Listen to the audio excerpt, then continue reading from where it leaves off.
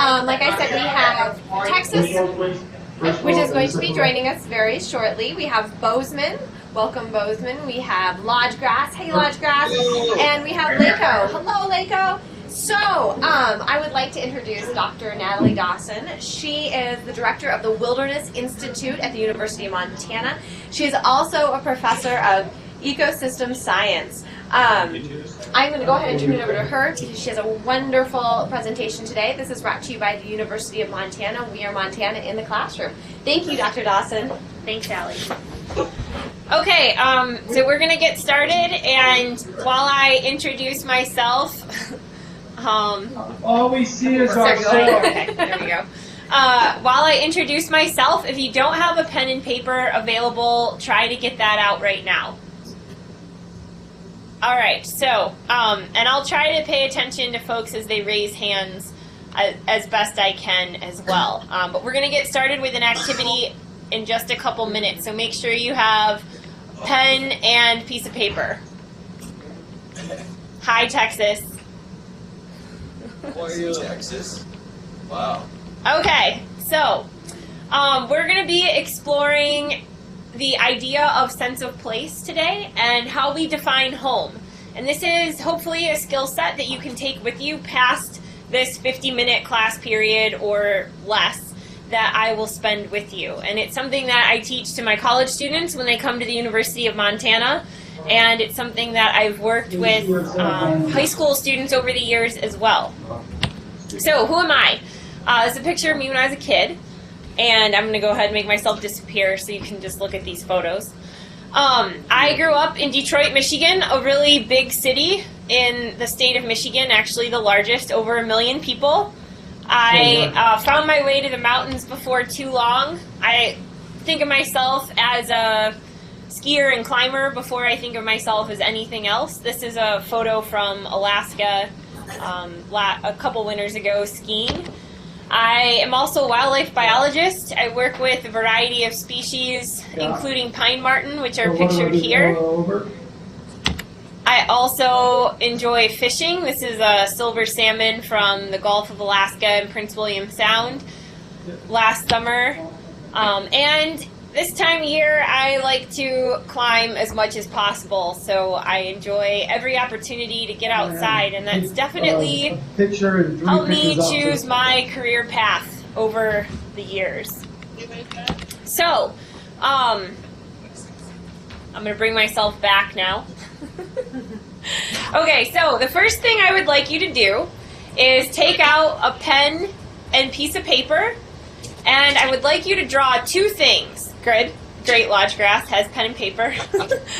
I would like you to draw the route that you take to school with any noticeable characteristics. And it can be, some of you might walk 2 blocks or 2 buildings. Some of you might have a 30-minute commute. So I'd like you to draw a map of what your commute to school looks like with any notable places along the way. The second thing I would like you to draw is a map of your favorite place. And that favorite place could be imaginary, or it could be a real place that you visit every day. So do those 2 things, and we'll talk in just a couple minutes. And I'll have a couple people from each class present their maps to us. Okay, good. You look now. You can see yourself.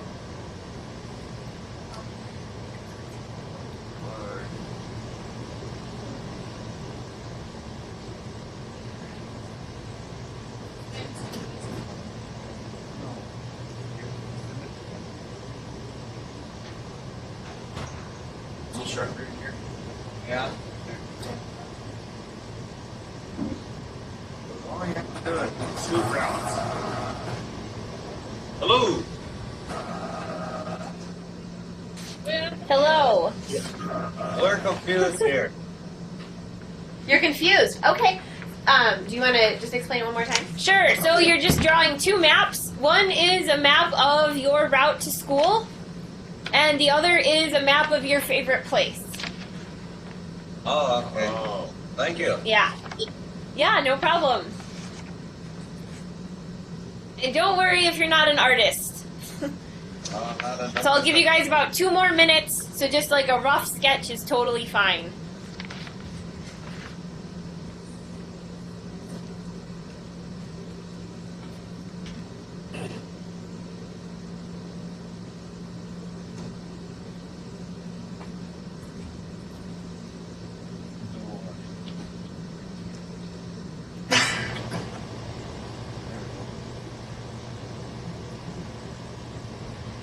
Okay, so as you finish your drawings, I'm going to share with you my drawing, and you'll feel better about your artistic ability after you look at my ability to draw. It's not very good. But this is what I would like you to do in a couple minutes with people in your class, is share what your maps look like. So this is a map of my route to school. I work at the University of Montana, which is here, up in this corner. This is my house. I drew a spruce tree. That square thing is a spruce tree because I have a huge spruce tree in my yard, so I think of that whenever I think of my house. This is the bike path that I walk or ride to work every day. It follows the Clark Fork River, which is right here, and I cross 3 bridges as I go to school, and they're notable on my map. I also pay attention to the cottonwood trees in the spring when they bloom. It's kind of my first telltale sign that it's spring. There's a raspberry bush that I walk by every day, and I look to see what the status of the raspberries are, because when they're ripe, I eat them on the way to work. There's a bakery that I often grab coffee at, and this is a building where a really good friend of mine works. And these are places that stand out to me on my daily journey to school. My second drawing of a favorite place is a drawing of a place called Symphony Lakes, which is a really beautiful 12-mile run that I used to do a lot when I lived in Anchorage, Alaska. And it starts off in a neighborhood. There's some thick bushes where there's often grizzly bears, so you have to yell for bears when you run through this part of the trail. In the fall, I'll pick blueberries on the hillsides of the foothills, and the trail goes all the way back to these beautiful alpine lakes that are at the base of some really big snow-covered mountains. So with that example, I would like you to turn to a couple people closest to you and just share your 2 maps and talk about some of the characteristics that you included on both of your maps.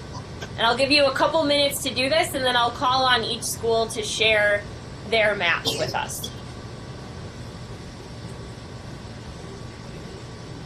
Do you guys have a favorite place where you guys like to hang out? A natural place? My house. Handsome Dam. Handsome Dam? Handsome Dam. I watch a park. I used to swim there when I was a kid. Up there at the lake, yeah. How about the beach? You like the beach? Want surfing? Venice. Venice is an interesting place. Jocelyn.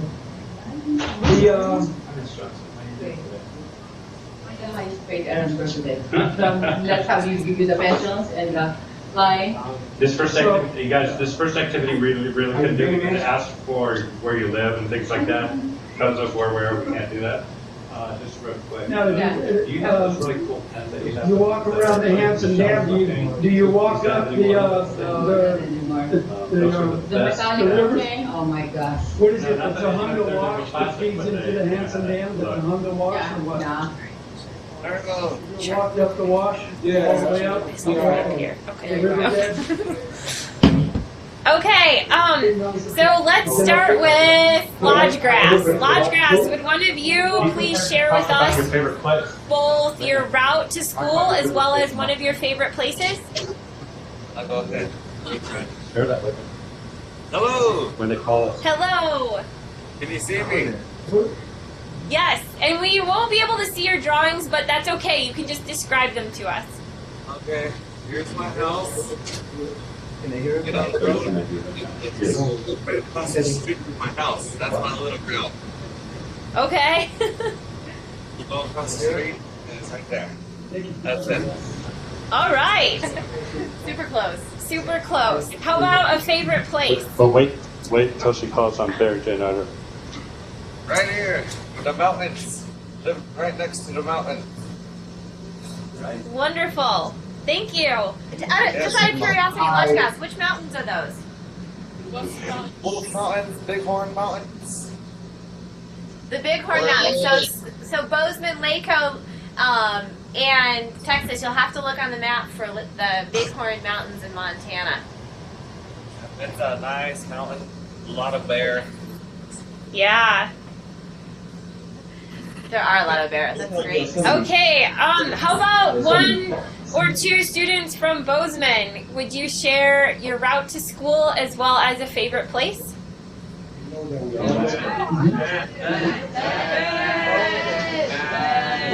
Let's go right on. Good. So my route started at my house, obviously, because that's where you start. And then I take a left onto the road, and then I see my middle school. And it's just super nice. There's some good grass right there. Right there. Right there. And then you follow that, and you go down on South 3rd. And then you take a right, and then there'll be a roundabout. And then you can see Keggy Corner, which is our little thrift shop. It's pretty cool. And then you continue on, and then I go on to 19th for a little bit, and then I'm at school. All right. Great. And how about a favorite place from someone in the class?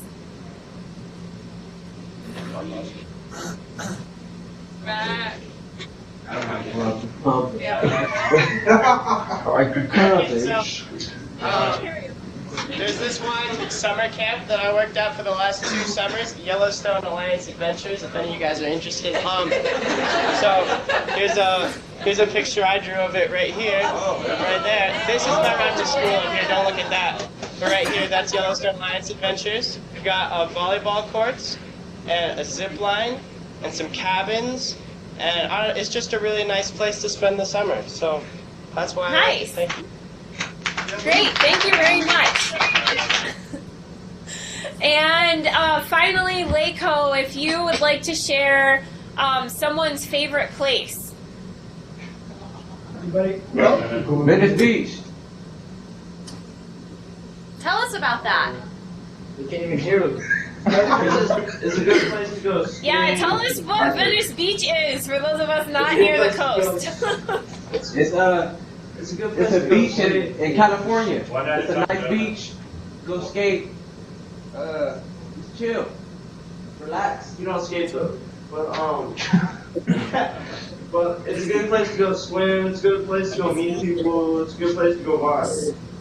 Okay, great, thank you. All right, so just to summarize, each class came up with some different characteristics that are very common when we do this activity. One is geographic features, something like the Bighorn Mountains that was mentioned by Lodgegrass.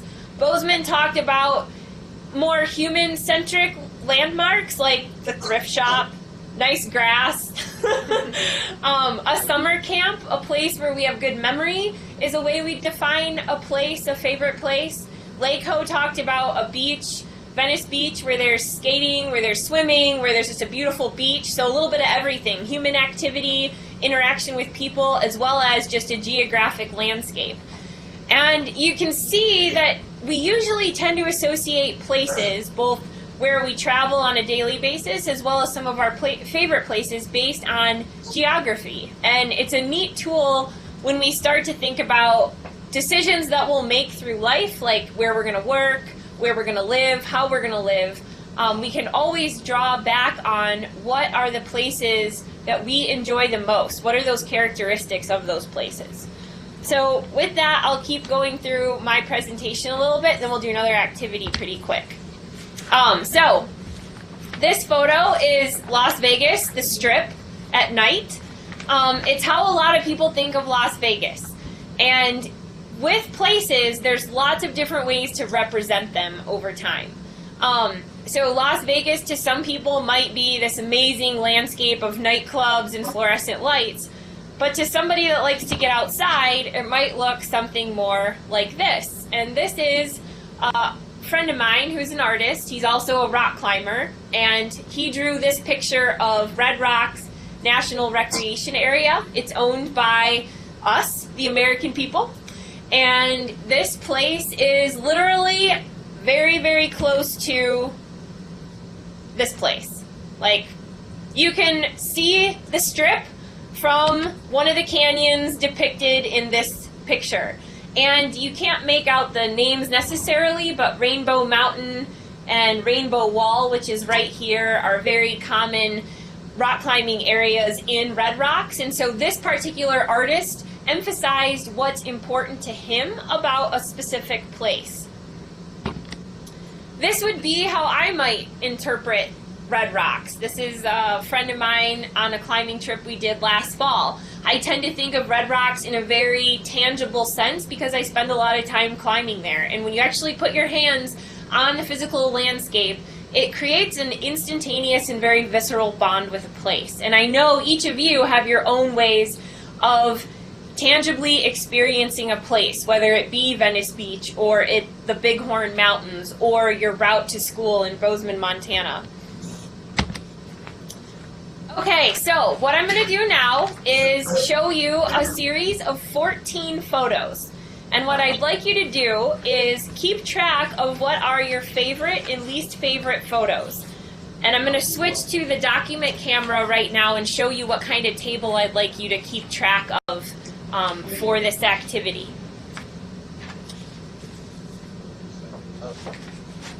Okay, so basically what you need to do is just number 1 through 14, because you're going to see 14 photos, and you have 5 choices for each photo. Like very much, like a little, no feelings, dislike a little, or dislike a lot.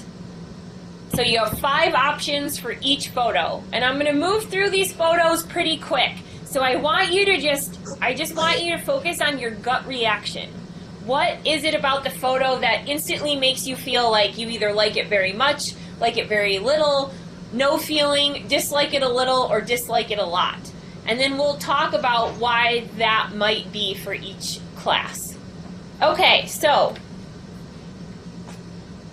with that, I will start showing you the photos. This is photo number 1. I'm going to disappear now so that you can look at the photos full on. So photo number 1. Like it very much, like it a little, no feeling, dislike it a little, dislike it a lot.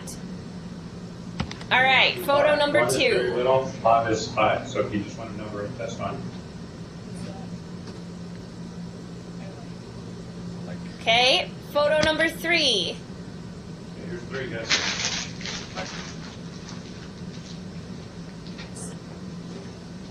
Photo number 4.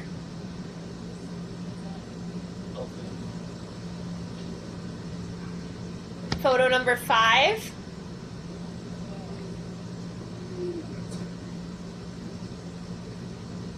Photo number 6. Oh, you can see a man showering. Does anyone recognize this truck? I've been wanting to find the owner. Photo number 7.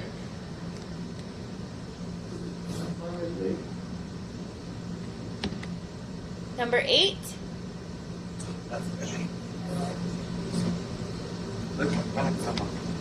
Number 9.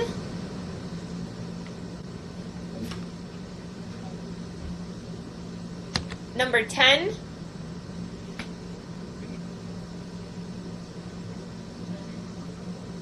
Number 11.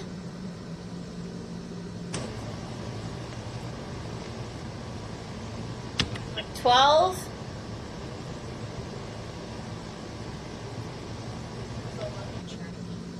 $13.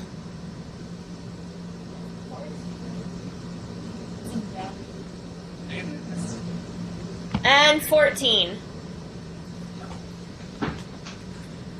Okay, so with that, what photos did you like the least? What photos did you like the best? Maybe let's start with Bozeman. If somebody wants to talk about maybe their favorite photo and why. And I can flip back through if you need me to review the photos. Yeah. Number 5? Yeah. Okay. And why Why number 5? It's pretty. It was Can you go back to it, please? She's gone. Yes, I can go back to it. Oh yeah.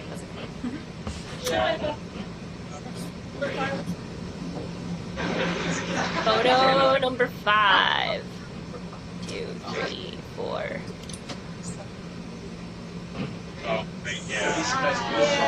That photo. Yes. Okay, so that was a favorite because of the landscape. Okay, great. How about lodge grass? What was your favorite photo? Number 5. Number 5 also. Oh, okay. All right. How about Lakeho? Number 7. Number 7. And what was it about number 7?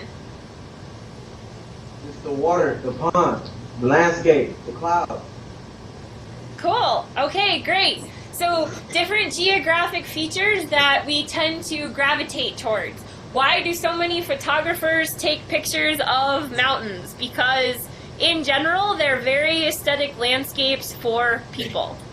So why am I having us go through all of this photo-based activity? It's to try to hone in on what our personal ideal characteristics are for places. And this is a very common activity that's often used in lots of different fields, including science, as well as something as far removed from science, perhaps, as urban planning. So if we remove ourselves completely from those wild landscapes that we might be attracted to, there's still characteristics and qualities of those landscapes that we try to incorporate in everyday life. And I'm going to make myself disappear here so you can look at all 3 of these photos as I talk through this next story. So, how many people in all the classes, and you can raise your hand or just think about it, how many of you own an Apple product? A laptop, a home computer, an iPod, an iPad, an iPhone? Okay, I'm looking at almost every hand in all the rooms. So this is a relevant story for just about everybody. As we can see from all the hands that are raised, Apple is one of the most successful companies in the world. It's a very wealthy company. And as far as merchandise, it's a very desired company for towns all across the country. You can imagine if Lodgegrass, for example, got an Apple store, you might get people from all over the place coming to visit just to buy an Apple product. So towns want companies like Apple to build stores in their towns. However, that comes with some caveats. And so what happened with the Apple store in Georgetown, Washington, D.C., and as you can see from this photo here, Georgetown is a community within Washington, D.C., our nation's capital. It's what's called a place-making dividend. It's a place that people come back to over and over again because they feel affection for the place. They want to go there. And Georgetown thinks that people want to go there because of the way this town looks. It's a colonial style. It's old brick buildings from the 1600s when it was an area of commerce because people would come up the Potomac River to trade things there. And what happened is that when Apple wanted to build a store there, Georgetown said, no, you can't build a store here. And they said the only way you can build a store is if you make the store look like all the other stores in Georgetown. So if you look at that top photo, that's the Apple store that was finally opened in Georgetown. They had to abide by the community's rules for what a place could look like. And that's because the community as a whole identified with a certain set of physical characteristics. And so this applies very largely to other places. That Bozeman, actually, their city planning goes through this on a regular basis when any new store is opened on Main Street. Okay, so as we go through this, it's important to recognize that every area starts with a groundbreaking process. You find a place where you want to build something. Every building has a specific site. And then, if you think a little further, every building has a specific place that it's a part of. This is a shot from the University of Montana campus. And every place is part of a larger community. So the University of Montana and how the university is designed is incorporated into the overall community of Missoula. So why is this important? Because it really determines how we define place. My hometown, Detroit, Michigan, is very different from each of your hometowns. However, if we were to take a photo from a different place in Detroit, Michigan, this is a strip mall near my parents' house, this could be anywhere. This could be anywhere across the country, and there's no defining characteristics about it. And so a lot of city planners don't want this. They want to move away from these very generic storefronts to incorporating local landscapes and local styles into things. And I'm going to come back on the screen for you now. Okay, so physical characteristics of landscapes are also ways in which we can orient ourselves with a particular place. And orientation is not just about finding where you are on a map. That's definitely one part of it. That's not the whole story. So for Bozeman and maybe Lodgegrass, although I'm not sure, Lakeho potentially, folks should have received ahead of class a bioregional quiz. Do you have that hard copy with you? Thumbs up if you do, thumbs down if you don't. Okay. All right, so I'm going to put it on the document camera so that you can look at the questions as well. What if we read the questions to them? Where did that go? All right, we're going to switch here real quick.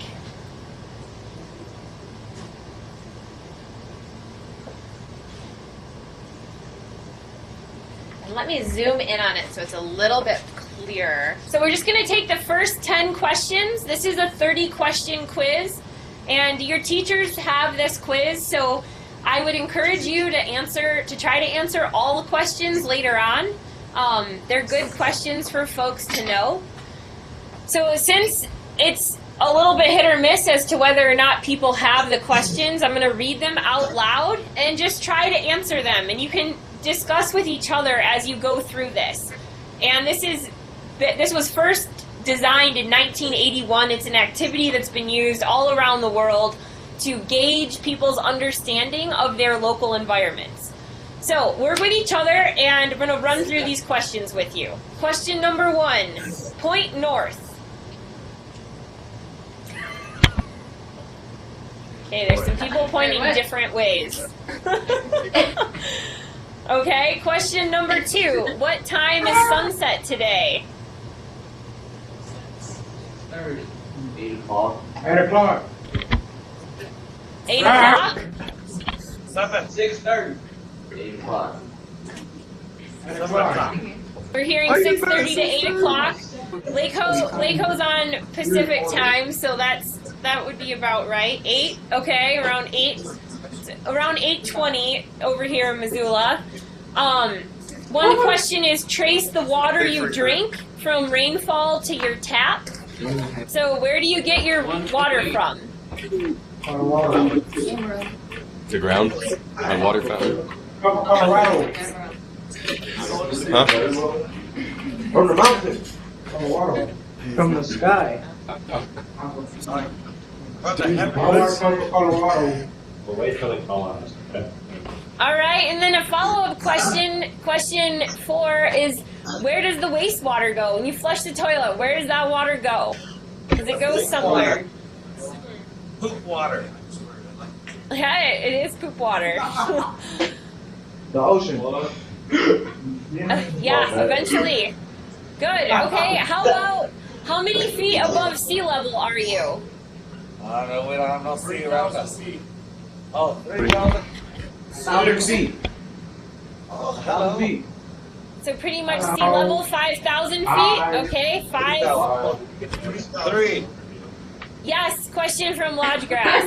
Can we pause for just a second? Texas, we can't see you at all. Is there any way you could move in front of the camera? Because we would love to hear from you as well.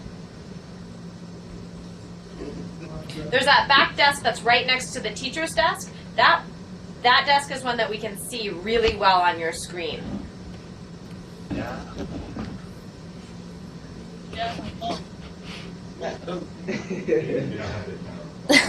Okay, so moving on. What spring wildflower consistently blooms first in the place you live? The tulip, poppy. Tulip. Oh, poppy. Yeah, California poppies. Can you say that again? Excuse me. Oh. Okay. Well, I'll stop there so we can keep moving on, but there's 30 questions, and depending on how many you know the answer to, it's a good gauge of how well you've been able to get to know your particular place. And I give this quiz to my students at the University of Montana at the beginning of the semester every year and at the end of the semester. And my goal is to get them from 0 to 30. And actually, I like to try to get them to answer those bonus questions as well. There's actually 35 questions. So, how do we develop a sense of place? Because this is something we will spend our entire lives doing. And there's a lot of different ways to do this. And you guys are really just kind of getting started on that journey. There's a pretty tangible way, which is try to just get out and explore your local surroundings. And that could be as easy as walking around your neighborhood, talking to people, walking down a bike path that you might not normally walk down, exploring areas that are around you that might define the specific region. This is a picture from the Rattlesnake Recreation Area, just right 2 miles from downtown Missoula. And in the fall, the larch turn gold. And western larch is a species that's very specific to this region. So if someone shows you a picture of western larch, you can tell that it was either taken in southern British Columbia, Idaho, Washington, or western Montana. It's a very regional species. So we use these skills not just to help us develop our own character throughout the course of our life, but also to develop scientific research questions. Why is it that larch only grow in a certain area? As well as why we should be interested in studying the specific distribution of something.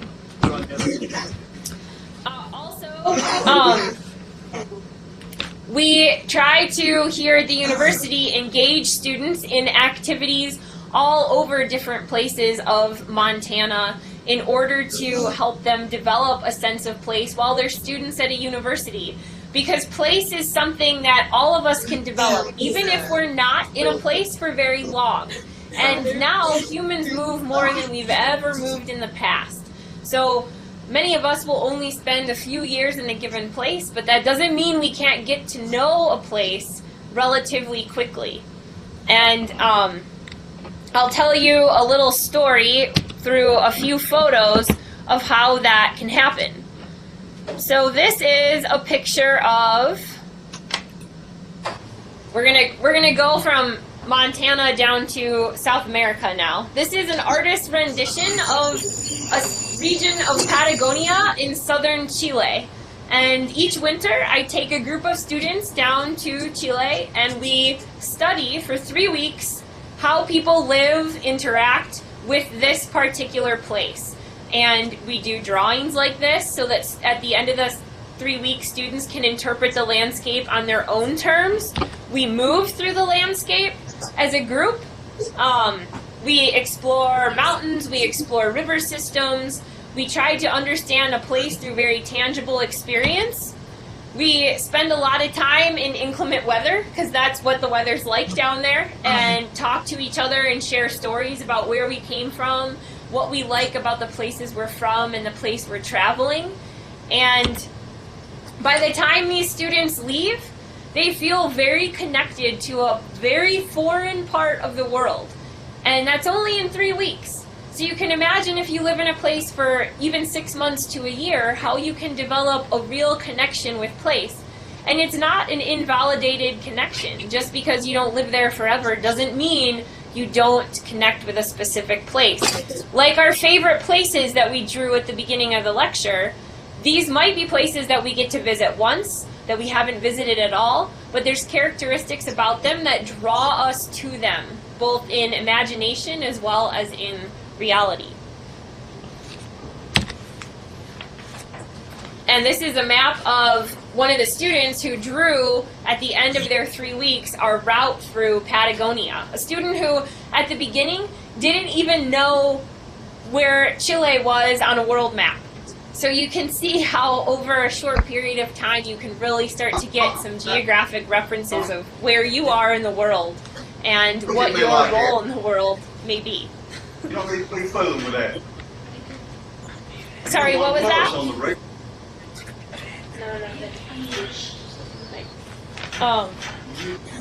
Okay, so based on what we've done so far, where did I go? Let's see. Oh, I'm over there.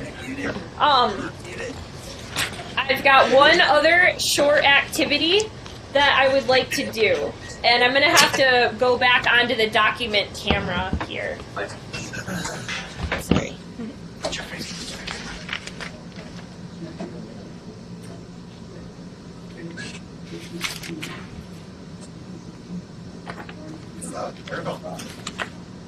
But they're not allowed. She can see it. She can come. Hang on to it. No, don't get out of your seat. Okay, so I want you to take a little bit of time to, and I was just going to put this up because I'm going to read it to you, but in case you needed to refer to the words.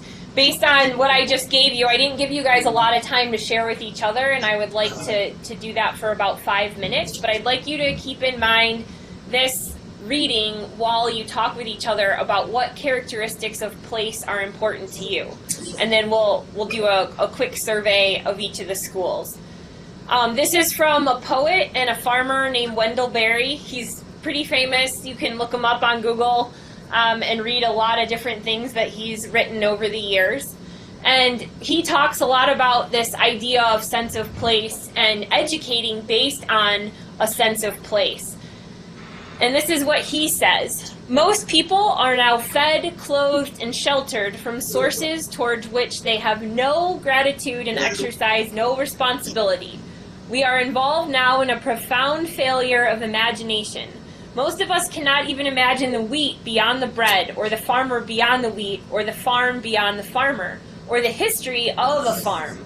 Most people cannot imagine the forest and the forest economy that produce the house and the furniture and the paper that they use every day, or the landscapes, the streams, and the weather that fill their pitchers and bathtubs and pools with water. Most people appear to assume that when they have paid their money, they have entirely met their obligations. So, this is a reason why we study sense of place. If nothing else, it helps us figure out where the resources we use every day actually come from and how we can gauge our use of those resources over time. So, based on the 2 activities we did, both the photos as well as the map drawing, I'd like you just to talk with your classmates for 2 or 3 minutes about, try to identify 3 characteristics of a place that you really identify with. Okay, go.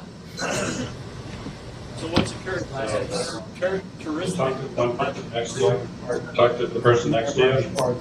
And talk about this room you have given us. What is there something special about it? Mountain the cheese. A place that you really like to go. That's what she's asking. Identify 3 things that you place that you like to go. A lot of trees. If you look at the place around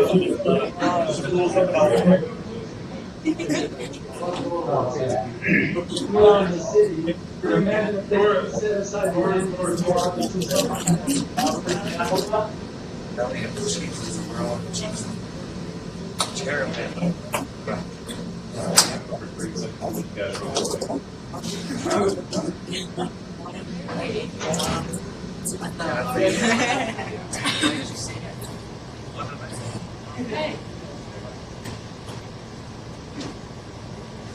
Oh, there you go. Question from Lodge Grass.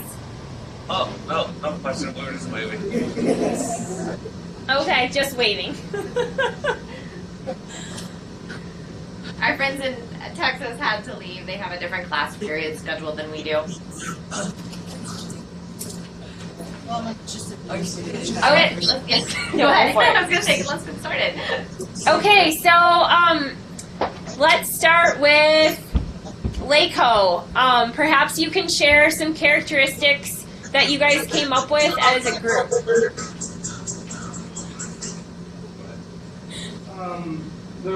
Where I used to live, it was the areas surrounding it were more rural. They were more almost factory-like, almost a little trashy and all that.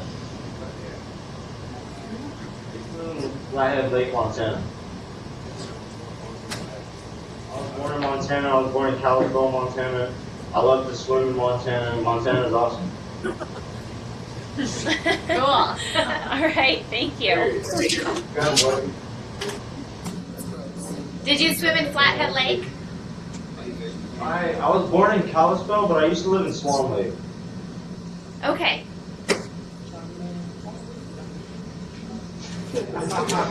Touchdown. I like Rogers Park. I used to skate everywhere in Montana. I used to be a Mex in Montana. I used to build big dirt jumps in my backyard just because I had nothing else to do. But yeah, Montana's very like an adventurous, like they do whatever you want. Nobody can see you.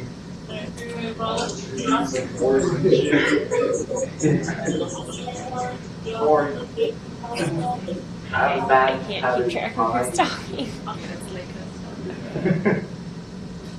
Anybody else? I like Rogers Park in Pacoima. Okay. I like another park that's called Hanson Dam, California. City of Pacoima. It's very nice and big. It's like a little nature walk. It's like a little recreation park too. I also like cool. Eastside Park. Eastside Park in Lancaster. It's a very nice park. Great. Let's go ahead and move on. Let's go over to Bozeman. Bozeman, would you like to share with us? Thank you, Laco. You're welcome.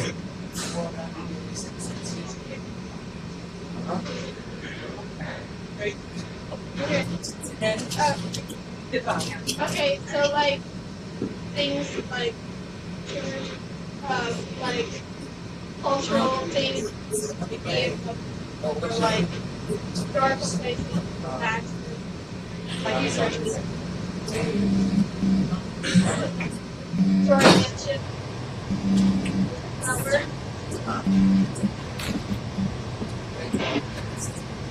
Bozeman, can you speak up just a little bit? We're having a hard time hearing you. Yeah. So, like the Bridger Mountains and the Baxter, as far as like the Story Mansion, and for like cultural things like Sweet Pea Festival. Cool. Great. Does anybody else want to share from Bozeman?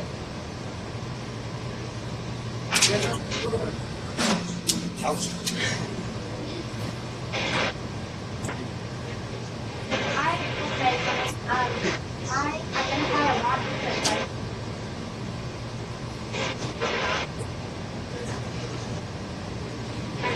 Can hear you. We're having a really hard time. Can the other schools go ahead and mute their mics? I think we might have an easier time hearing Bozeman. Yes.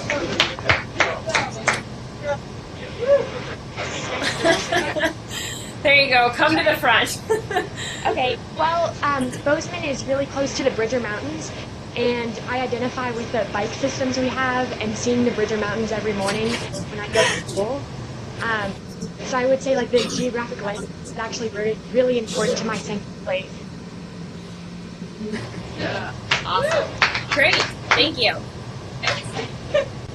All right, and lodge grass. Hello. Hello. How are you? Good. How are you? Thanks, Bozeman. Bye. Can you see me? I can. Yes. Oh, okay. What we have here is this where lodge grass, where the valley of the chiefs, was where all the chiefs and chairmen and all that come from. Okay, so it's both a physical place as well as it has a lot of cultural importance as well. Yes. Great. Thank you. Hi.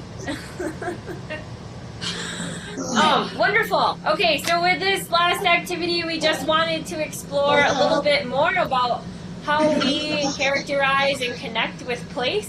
And hopefully you can take this with you and develop it more. This is just kind of an introductory activity. I would encourage you to take a bioregional quiz. You can Google bioregional quiz on the internet and find all kinds of quizzes that you can take to learn more about what you have within your own home communities. So thanks for listening, and I appreciate your participation. Bye-bye. Bye-bye. Goodbye, everybody. Bye. Thank you so much. And again, thank you to the University of Montana. Bye.